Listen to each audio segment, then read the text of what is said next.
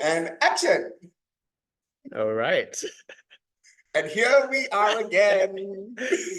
Hello, Douglas. Hello. It's great to sit down and talk with you again. Yeah, I do love talking to you, Samuel. It's just, Yeah, you've got your own judgment about how you sound and look on the. yeah, on camera. Well, I've got to address the listeners. Welcome to Heart Talk, coming to you every Monday, 10 p.m. from Hard Knocks Training Center, Kuala Lumpur, Malaysia. Yeah, we're back again. Yes, we are. I do enjoy our time together. Me too. It's a good excuse to see you because I don't see you very often. Yeah, that's true. That's true. I've been serving in other places, so. Yes. Okay. So what do we talk about today? Oh, yeah. So today, I actually want to know more about the ALS, the Advanced Living Series. So in our conversations offline, you've given me glimpses of how it originated, but all I know is that it used to be a training program that was developed to take soldiers from the Vietnam War era out of their shell shock, their trauma. Is that right? Well, I really don't want to go too much into the details of the history because okay. it will open up a whole can of worms because it's easy for it to be misunderstood. I see. Yeah, because it is not therapy. Yeah. And when people start to go into the history and they don't have enough information, they start to make up its therapy because the programs, the way it is today, is not designed for it to be therapy. And therapy in today's world has a negative connotation. Yeah. It means there's something wrong with you, there's something wrong with me, and it's only when my life is not working, then I go do something. Yeah. So if you go too much into the history of it, then it will seem to like drag up that part of it where originally it was meant to heal. Mm-hmm. There was the healing element to the whole to the program. Okay, and well, since you brought it up, I guess I should address it a little bit. So yes, there was a period where the US was at war, and yeah, it started with when they were away in the Vietnam War. Soldiers did come back feeling separated, feeling like they're dead. They've seen so much, they're shell-shocked, so much of death and war. So when they come back, they are all like dead inside. Right. So the training did start off as a therapeutic thing to support people, to make them human again, to make them feel like a regular person again. Well, that's how it, part of the technology. It's not all of it. So if I were to say that the training today that we do is following that content or context, it's not true. Right. Okay. So that's a small element to get people to heal from their past hurts and all of that. So it eventually morphed and developed into something that is applicable to everyday living. Because when they looked at it and going, hey, perhaps we can do something for people who want something more, who are living their lives, who may have already achieved success. However, they are not having the kind of joyous experience of life. So they achieve their success and then they do what's next, or they're just going through the motion of life and it's working. Not to say it's not working, it is working. Yeah. But there seems to be something missing. So if we can work for the people who are dead inside, why not, design something for people whose lives are working and not experience true living, having a life. Someone can be existing in their life, just surviving, going through the motions, versus enjoying the juiciness of life. The fruit, the juiciness, the richness, the excitement of what life has to offer. So going through the hamster wheel day in, day out, certain things get missing, you know, and so then the training morphed into something that we know today. Mm. When you said earlier the technology that is similar, or there's a part of the technology that still remains, what do you mean? It's not like digital, physical technology, right? It's not digital technology. No. We didn't have that 40, 50 years ago. Yeah. More around the science behind the work, Oh, okay. the scientific part, because there is the scientific element, and then there is the artistic element of the training. Interesting. It's two different things. So science and art brought together. Wow. It's not just all science based. There is also the artistic part of the trainings. Right. And people are, we have all sorts of people, right? And yeah. So the roots is scientific, but the delivery is artistic. Interesting. Yeah. Art and science combined. Interesting, right? So the way that it's delivered, the way that trainings are delivered, that's the art part, you say. Uh-huh. In what sense? Well, just like you watch a play, you have different actors on stage who've got different training background, different theater experience, where they learn the tools of the trade, the scientific part of throwing your voice and the emotional. And so there is a science behind that, right? But the way they deliver it, the way they choose to act it out, to play it out, that's the artistic part. That's why different actors bring different a different talent or a different energy to something. And of course, a great actor would be able to be like a chameleon and dance in a different role, right? Yeah. So that's why we call them artists. Yeah. They have the same paint brushes and paint and the palette. So an artist would be able to use the science, the colors, the palette, the paintbrushes, or the knife, or the fork, or your fingers, whatever tools. It's all scientific, and make something. So that's the artistic part. So the trainings has the science, the thinking behind it, the framework, the research in people development. And of course, you've got the trainer, and the training in itself has its artistic elements. That's what makes each training actually unique and beautiful. Right. Because the students bring something to it too. It's not just about the trainer. Right. And the training. It's also who's in the room. So together we create a work of art, lack of a better term. Wow. Yeah. It sounds the first word that came to mind when you described that was like, it's very lively. There's a lot of life that like happens and is brought together. Yes, and that's what I think makes the Advanced Living series unique. It's because who's in the room, who are the people this week, who are the people that's coming together for the next 4 months on a journey together. And every single person brings something to the party. So it's like, having potluck. Every time you go for a potluck, you never know what you're going to get. But there will be certain things that will be the same. You have your drinks and you have your vegetarian food, you've got your meats. Some people eat that meat, and some people will, be vegan or vegetarian or whatever. But there's something for everybody, right? Everyone can still come together and have a good time. So, well, I would say the trainings mirror a little bit like that. Every class is unique and different because of who's there. The trainer brings something, the facilitators or the staffing team that helps the trainer or supports the trainer to move the training, and then you've got the students. So it's a party. Amazing. Yeah, it's like live improv.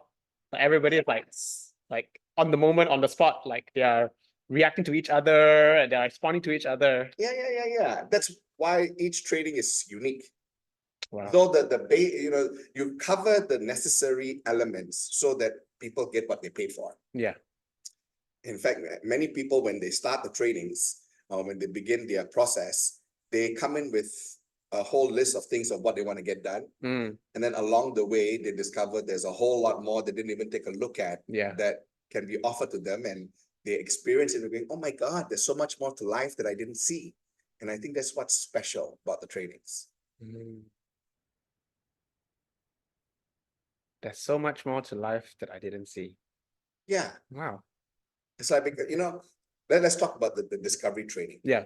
Okay, so the Advanced Living series has three components. Mm. The discovery training, the first part, and then you've got the transformation training, which is the second part. And then you have the legacy program, also short LP, the third part. So when people walk off the streets or when they get referred into the training, people have a sense of what they might want to accomplish. They come in with already a preconceived notion based on someone's sharing, based on what other people got.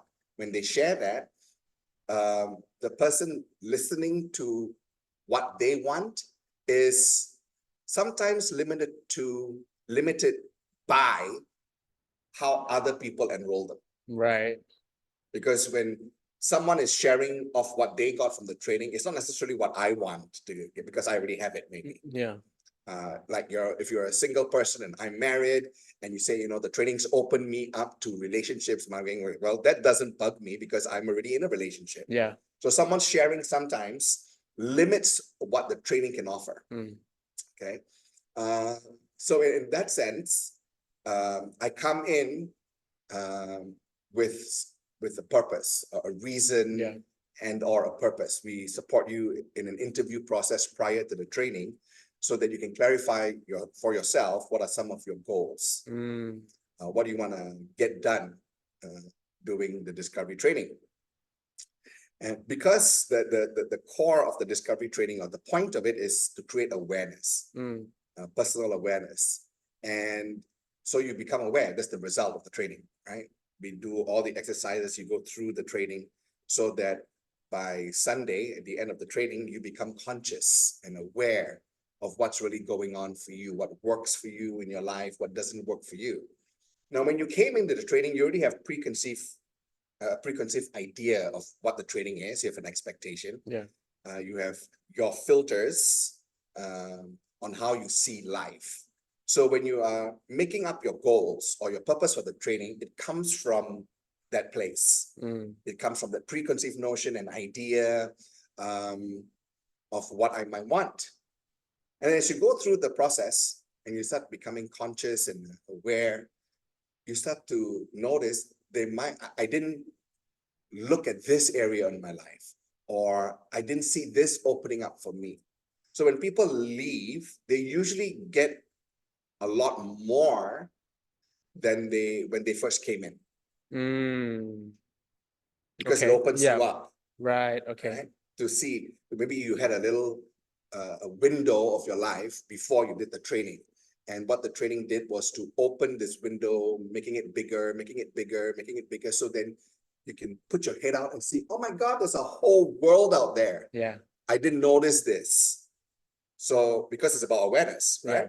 So the window opens up and you look into it. You look out of this window and you go, oh my God, there's so much more to see.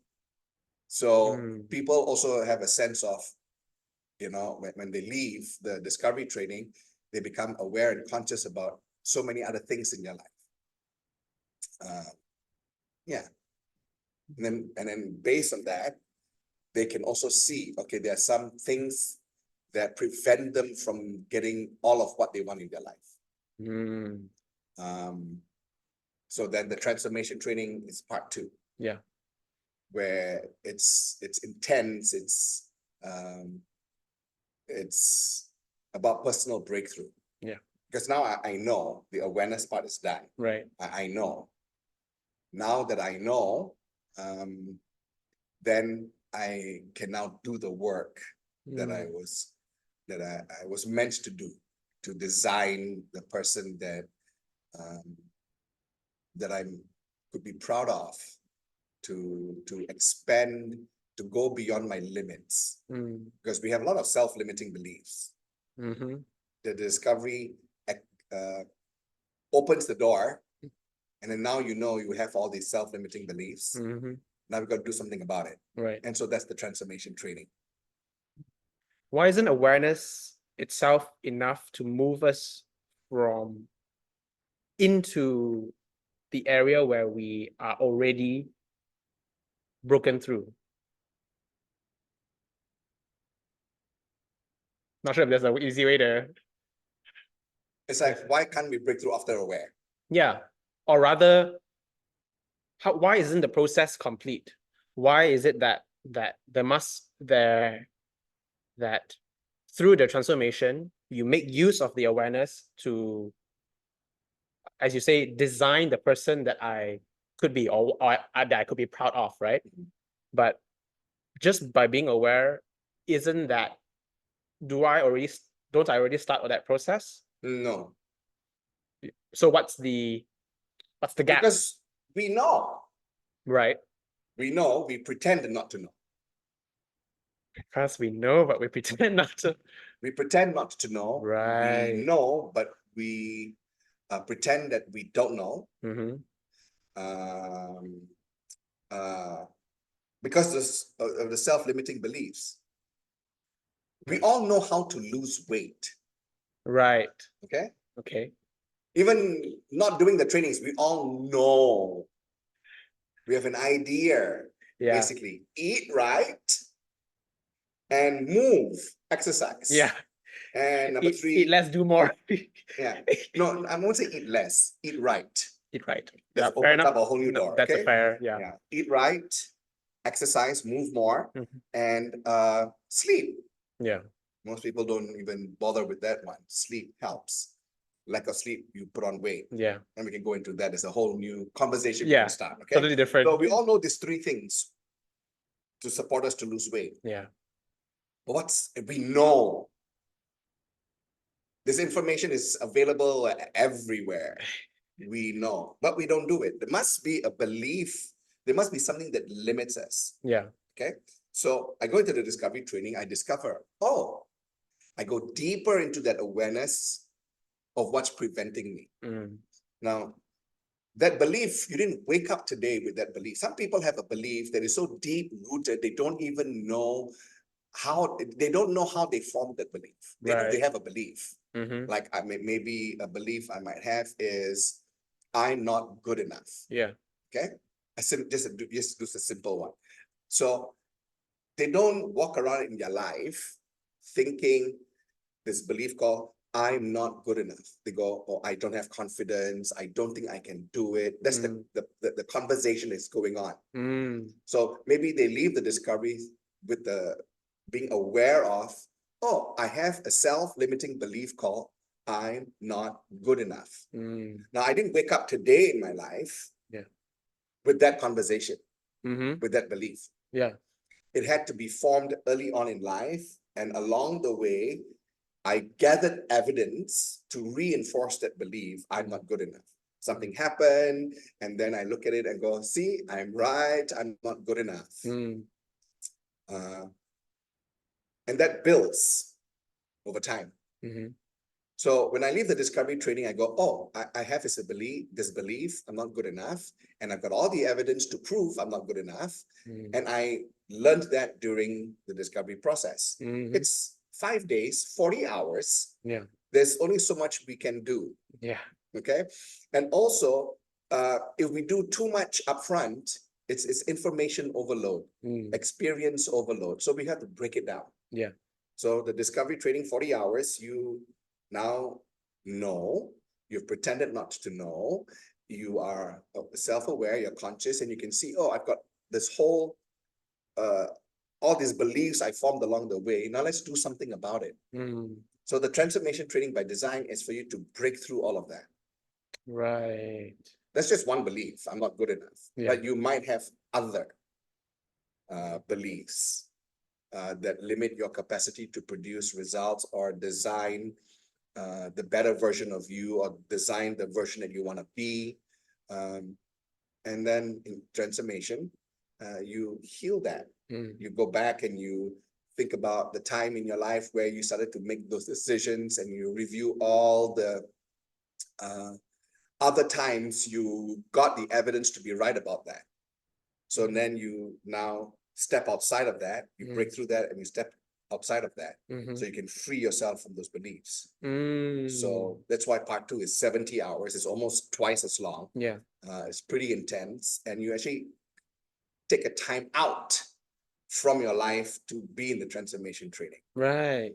Discovery, you go in and out of your life. Yeah. So it's like, you finish work, and then you come for the class, and you go back to work the next day. So you're back in your life again. Yeah.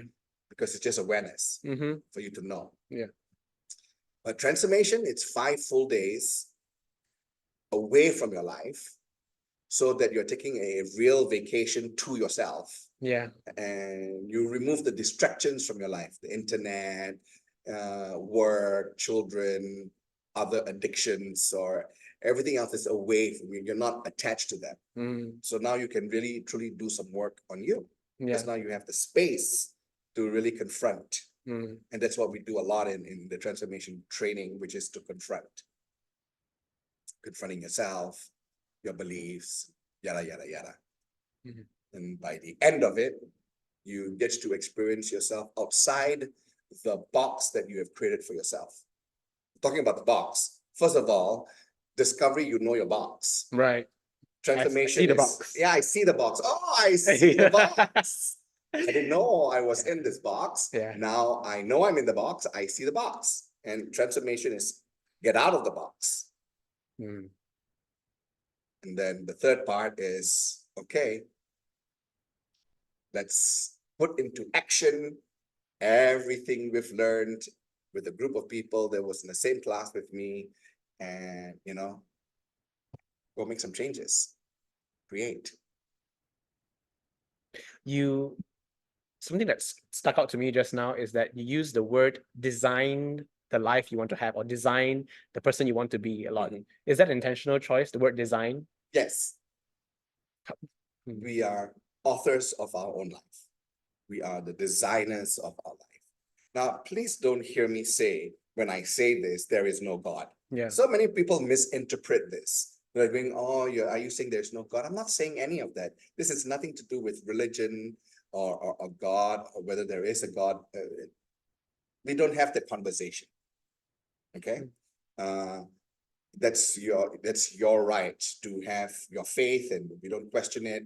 That's something private for you and the faith that you have. Okay, so I'm not saying that. So when we talk about designing your life, is that it's bringing power back to you. Many a times we give our personal power away, and away to our history, away to our addictions, our patterns, past behaviors or history. We give our personal power away to that. And as a result of being in the ALS, you start to bring that power back to you. So now that you have your personal power, then you can really design your life. Design the kind of person you want to be, because you didn't have that energy, that power, that awareness, or that breakthrough to do it. You know about it, but you didn't have the commitment. You didn't have the drive to make these changes, because the drift, or the environment that we were in wants to keep us the same. Like, if I wanted to lose weight, using the earlier example, I would hang out with people that don't really give a shit about whether we keep our word around losing the weight. You know what I mean? Yeah. In my life, those people don't care if I'm on a diet or not. Yeah. So that's the drift. The other conversation to reinforce, it's okay, you don't have to lose weight. Okay? So in some way, I've set up my life so that although I'm having this conversation about, oh, I want to make this change, but actually I've set that up in such a way that it's really difficult for me to like to make that into a reality. Absolutely. Mm, You don't, the environment you create yourself to be in suits the beliefs you have. wow. Yeah, the people you hang out with will help you reinforce you're not good enough. Mm, yeah, I see that. Okay, I see so that. Yeah. the setup, your goals about your career, your goals about relationships, your family, you hang out with those people who basically have the same conversation with you Mm, because you want to reinforce the belief you have about yourself. mm, Keeps you there, mm, right? So it's pretty difficult for you to, or pretty challenging to get out of that box if you are with everyone sharing the same box. yeah. Yeah. Yeah. You know what I mean? Yeah. Yeah. I see So that. that's what the training supports you to do, to see all of this, to wake up to who do you surround yourself with? People who will challenge you, demand the very best from you, or people who will buy into your story. And because if I buy into your story, then you buy into my story. Yeah. We buy into each other's stories, Yeah, right? that's Tit for tat. Yeah, All right. Yeah. it's yeah. Yeah. You buy my story, I buy your story, and we're buying each other's story, and we keep everything the same. Let's not rock the boat. Mm, And then we make promises one day, someday. yeah. But my promise and your promise will be similar one day, someday. Yeah. So that is why the transformation training is like, okay, you need to time out from your life, take a break, spend 5 days to really review everything, Mm, confront everything, mm, and design something else. mm. Because you can't really do it. Well, I don't want to say the word can't. You won't do it. You won't do it if you are going back to the same environment all the time. It's comfort, Yeah. That's right. you know? Yeah. It's like asking a meat eater to become a vegan within 24 hours. It's likely not going to happen. Mm, It's a process. yeah. If you hang out with all the meat eaters, everyone is going to tell you, just keep eating meat. Yeah. Going vegan is a dumbass thing to do. Yeah. Right? Yep. So I need to step myself and go, okay, let's clarify for myself. Why do I want to give up eating meat? You can't do it with meat eaters. You got to do it with people who don't care if you're a meat eater or not.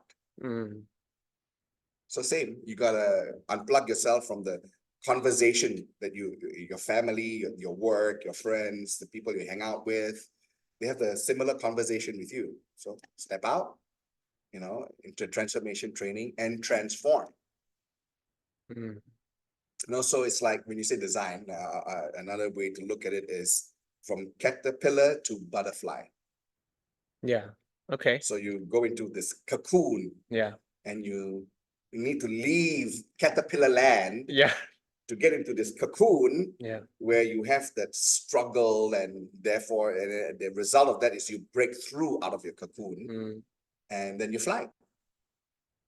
Now, it doesn't mean that being a caterpillar was wrong. mm, It can be the best caterpillar in the whole wide world. mm. There's nothing wrong with caterpillar. Yeah. So this is what's very important for people to hear this.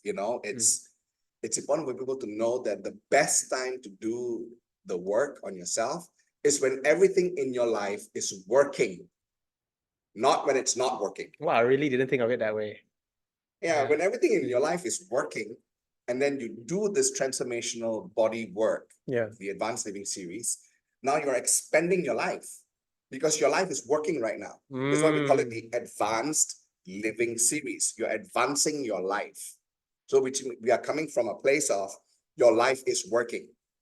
It's on track. It's working. It's great. Now do the work. Because I've already have made the environment for myself to succeed.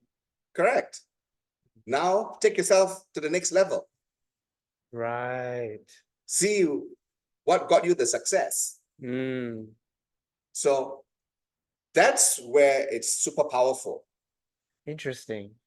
Because if it's the other way, Yeah. where it happens a lot of times, Mhm. people come into the workshops thinking the workshop is going to do something to me or for me. Yeah. That's not a very powerful place to begin. And also, it limits the training. It limits what you can get from the training. Mm. So if I came in because I'm lonely and I have issues with relationships, Yeah. for example. So when I come into the training, I put on this filter. I need to see now how it is that I'm being in my life that has me be a lonely person that does not have relationships. So the way I participate and interact is just to focus on that, Right. To solve the problem. to solve the problem or the issue. So people who come in with an issue to solve or the problem to solve, that means something is not working in my life. Yeah. Looking for solutions for that issue, Yeah. that problem, right? Yeah. Yeah. Whereas the training is so much bigger than that, Mm. and you won't see it, you won't hear it, you won't see it, you won't experience. You see this window, and you can see there is a filter on this a spot, Yeah. right? Yeah. The training is designed for you to open this window so you can see everything, right? But all you're doing is I'm cleaning up the spot. I'm looking at the spot over here, this black spot in my life, this problem. And I'm listening for the solutions to remove the spot. Mm. But I missed out on, oh, the opening is so big now because I'm just staring at the spot. Yeah. When your life is working, everything is working, then when you are participating and you're engaged, and you go, I didn't see this, I didn't see that, I didn't know what I have. And it expands and expands and expands. Mm. So a whole new world opens up. Wow. Whereas if I come in only with a problem, Mm. then it's still going back into that world, Yeah. handling the issue. That's it. Mm. Hmm. It's kind of, it's like approaching like a playground versus like a garage approach. Like I go to the garage because I want to solve a problem, but if it's a playground, I'm like, oh, there's so many things to do. I have to see, and I can experiment and I can try. So when do you want to send your car to the garage or to the workshop? Only when there's a problem. Exactly. Right? Yeah. Even though we have been told in the car manual, Yeah. we have been told when we buy the car, take your car in for the service Yeah. every 3 months in the first year, and then the second year, take it into the workshop when you hit certain kilometers. Yeah. Yeah. But after a year or two, we throw away that practice, Yeah. and we only send it to the workshop when there's a problem. Mm. So I can use your garage or your workshop or that and expand that into why do we only send it to both? Why do we go to the dentist only when we have a toothache? When we're supposed to do it every 6 months? Because then only like I just realized like I'm hurt, or like I realized, oh shit, I got a problem. I gotta. Yeah. But if you went to your dentist every 6 months, if we go to the dentist every 6 months, there's less likelihood to have a problem. Mm. And then when you go to the dentist with that problem, to discover other problems. Yeah. Hmm. But then you just want them to fix that one problem. Yeah. That's right. So you want to feel good immediately. So hence why we say the training works best for people whose lives are working and on track. Mm. Go do the work when it's on track. Mm. To keep it on track and take yourself to the next level. Then it's a different game altogether. Different approach. Interesting. Yeah. One of the things I do say in my workshops, you don't know what you have until you don't have it anymore. That hits home for me. Yeah. Yeah. So it hits home for a lot of people. Mm. You don't know what you have until you don't have it anymore. Mm. And sometimes we don't stop in our life to take a look at that. What do we actually have? Mm. So redesign doesn't mean there's something wrong with the original design. There was nothing wrong with the caterpillar. Yeah. It had a role to play in nature, in life. But transformation is about being that butterfly. Hmm. You have the capacity to create a lot more. If your life is working, now you're looking for capacity to create new experiences, new things in your life, versus just fixing the old things that's broken, Yeah. you know? So Hmm. the Advanced Living Series, that's why we call it like that, the Advanced Living Series, to advance your life and live. Most of us don't truly live. Yeah. We are existing, surviving, sucking. One of my um, one of my trainers, one of my trainers, great. So what are you, just sucking air in life? I remember Sucking you air saying in life. Yeah, just sucking air, like every other person, just sucking air. wow. I'm like, oh my God, I never thought of it like that. It's Yeah. just sucking air, breathing in, breathing out, just surviving, existing, going through the motions of life. We don't truly live like it matters So sad. because we have illusions. Hmm. Illusions that there is more time. I mean, we could be sitting over here right now. We are sitting here right now. Yeah. Okay. And unbeknownst to us, Yeah. a meteor that is a big giant meteor is heading right for us, and it extinction level event Hmm. could happen, and we'll be dead like that. Yeah. And we wouldn't be any wiser, right? We don't know. No one's going to tell us, like people like you and me. I mean, we're ordinary people, right? Yeah. We're not like all those scientists looking up there in the sky, looking when is this meteor coming? And even if I do know, I'm prepared for myself. Screw the world. We don't know, but we act like we know. We act like we know when we're gonna die. So that's a belief too. Yeah. It's not special to any one person. It's a general belief, and we're not conscious of it. Hmm. We're not conscious of, I only have today in my life to live. I'm Yeah. guaranteed tomorrow. It's a belief. It's a shared belief. Yeah. And that's the other interesting thing too. In the trainings, not all the beliefs that we have or that I have comes from my own experience of life, my own history or past. Some of those beliefs are carried forward from other people, Yeah. from my parents and their parents. It's just a hand-me-down beliefs. Yeah. And we just adopt them as our own without realizing I took this on from this person in my life and this person from my life, and now it's just part of me, and I just believe it. That is, my belief equals the truth or the fact. And that's where the source of the suffering is too, because we hold the belief as a fact, the truth, and then we suffer for that.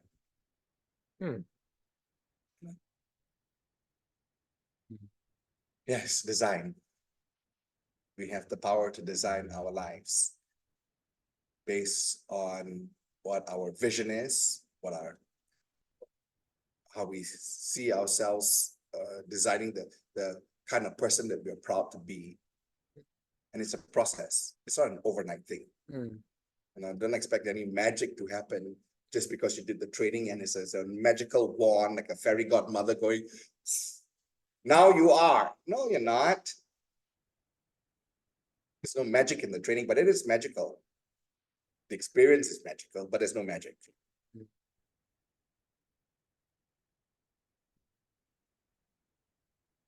Be all you can be. That's what comes to mind for me. Yeah. Be all you can be.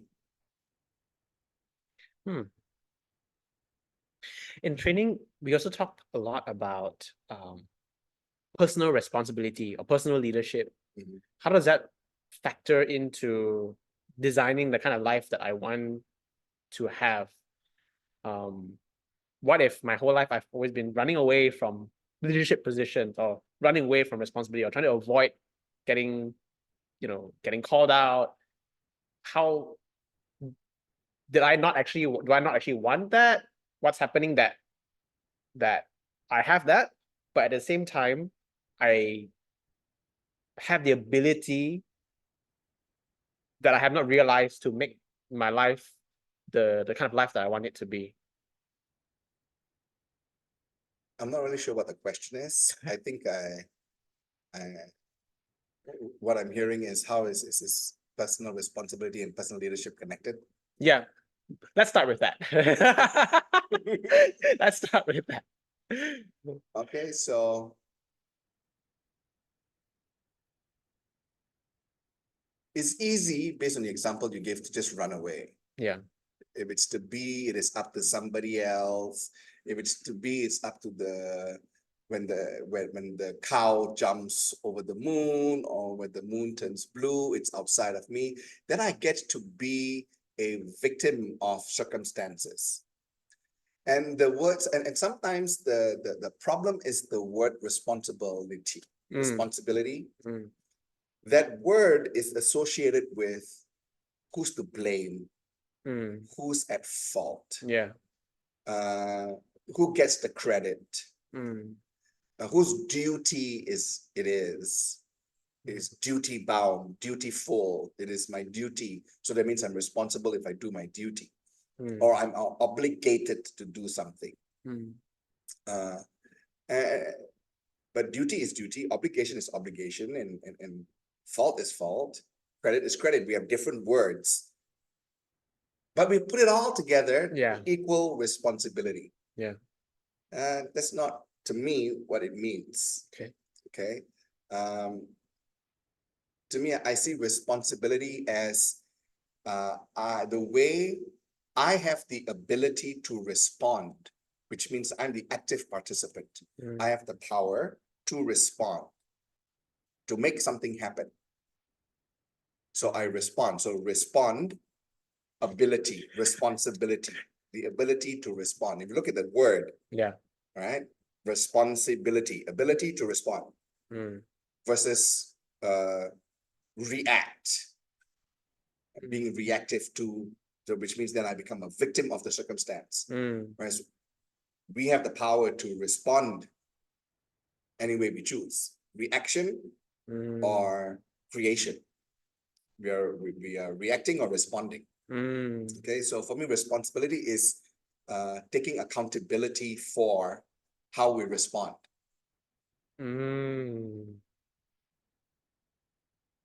So it also is a creative thing. So Right. when I'm responsible, I'm also creating, causing Right. something. Okay. So if you look at the word cause, I am the cause of. So I interact with the situation coming from the place of I am causing it. I'm creating it. I am inventing it. All interchangeable words. So I am the one that is causing something. Okay. So if I get it, they're coming from a place of responsibility versus looking for who to blame and whose credit. Is it my duty or obligation and all of that, the blame game? If I'm coming from that place, then automatically I'm leading. I'm taking the lead now to change the outcome. Right. If I just sit back and do nothing, then I'm just an observer in my life. Yeah. And I'm just reacting to an event or a situation. But if I'm responsible, then I'm causing something else. I'm inventing something else. So then, therefore, I lead. So that's why leadership and responsibility is linked. Personal responsibility, personal leadership. So now I'm leading. I'm taking action, consciously causing something. So I'm responding to an event. I'm responding to a situation. So therefore, I am it. So the buck stops here. I'm no one to blame. I'm not playing the blame game. You see what I'm getting at? So that's how, for me, responsibility and leadership is linked, like Yeah. works hand in hand, because I'm responding to it. I lead. So if it's to be, it is up to me. versus if it's to be, it is up to the government, to my husband, my wife, my children, my circumstances, my work, whatever lah. Blame somebody else. Make it about somebody else. It's easy. Right? Yeah. Easier. So rather than letting things happen to me and and I just react to the thing that's happening to me, I'm taking charge of my life and the events around me. I'm making choices. Well, not so much the events. Mm. Events happen. Right. But then also I respond. Yeah, So I make a choice as a to do something about it. Yeah. So how I respond to the event is it's up to me. It's my choice. Mm. But sometimes I don't know how I'm choosing. Sometimes I don't know how I'm choosing. Yeah. Because I'm reacting. I'm so plugged into that event, I Yeah. don't step out and I'm automatically reacting to that. So that makes me without choice, actually. I'm operating out of my past behaviors, Yeah. my automatic behaviors, my reaction, automatic reaction. Mm. But I think I'm responsible. I think I'm causing or I'm creating or leading. I'm not. I'm just reacting to the same to a tape that has been played before. Yeah. Because that event, whatever that event, is actually neutral. An event is an event. There's no good, bad, right, or wrong. It just is. It happened. But the way I react or respond to it, most times react, is based on how I see it. Not see it, how I saw it being replayed again. My interpretation of the event. Yeah, your interpretation of the event. But we're not conscious about this. We don't walk around with this consciousness on why I respond to this event is like this, because a long time ago that happened and I responded to that because I made a decision about myself. I made a decision about other people. I made a decision about the world. And because I made those decisions, right now that decision is running me. I'm not really conscious about that. I just react to it all the time. Yeah. But the belief is there. So the good news is when you take responsibility, then you now have conscious choice and you're creating. And perhaps and even if you create the same thing again, you know you created it. Right. How do you tell the difference between when you take responsibility, you know you caused it. When you don't take responsibility, someone else is to blame. But what if the outcome is positive anyway? But I just reacted, I interpreted the event as something that happened in the past. I reacted to it, and then the outcome is I like the outcome, or it's positive as I see it. Then how do I know if I actually chose, if I actually responded versus I just reacted? Look at the result, firstly, and check it. You got to trust yourself. Get real, authentic. That's another pillar in the trainings, is getting real, getting authentic, right? So regardless that's why we don't look at whether it's positive or negative, or good or bad. We just look at it as it's neutral. Yeah. So then whether it's good or bad, right or wrong, what you want, what you don't want, whatever it is, that event or that result, you created it like. And when you say it like that, then if you want to change the outcome, you got to take responsibility for that, and then do something different, create something else, cause something else. So own it, own what it is.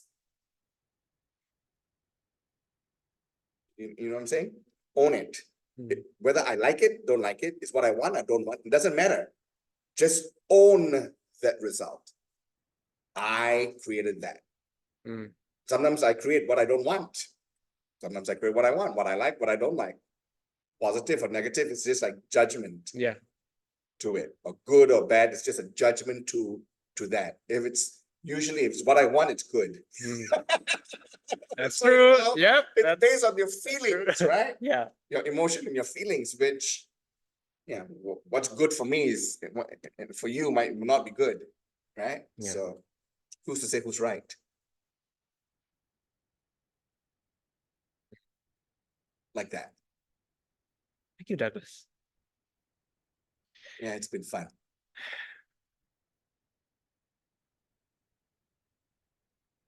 It's always, you know, when the conversations I have with you, I always I always leave having laughed a lot and new things for me to digest, to think about.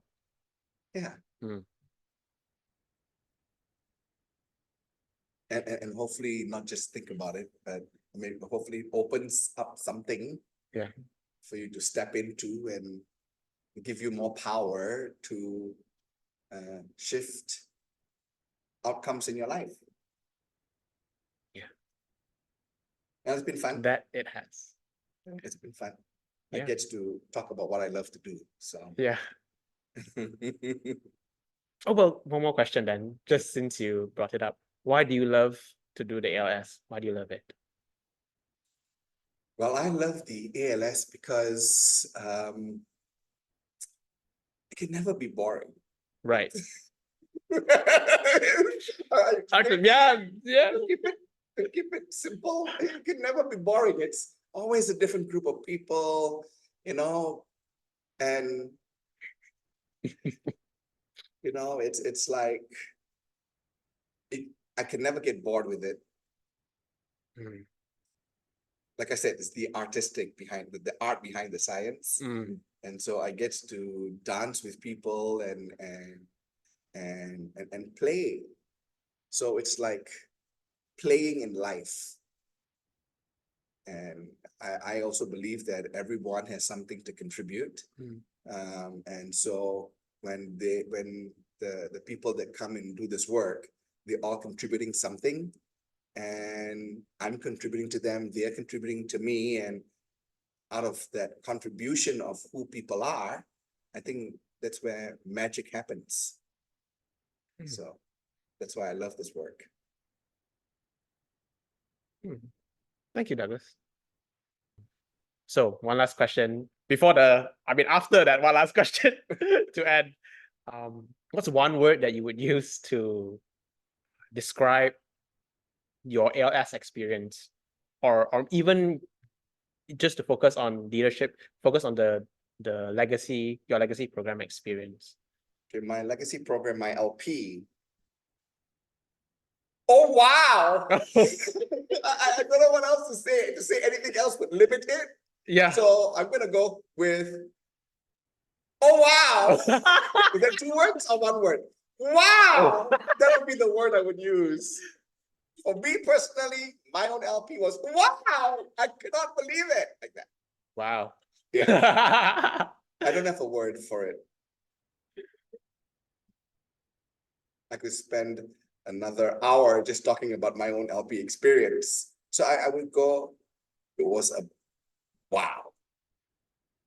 I guess we'll save that for another episode. Yes, we shall. What about for ALS? One word for that whole journey. 1 word for the whole. Could you even got that? I don't know if I could, Hmm. you know. For me personally, it was wow. So I guess I would just say, wow. That's fair enough. So it's not a word, it's an exclamation. Yeah. Wow. Exclamation Wow. mark. Well, that was Heart Talk, coming to you every Monday, 10 p.m. from Heart Knocks Training Center, Kuala Lumpur, Malaysia. Let your heart do the talking. Bye.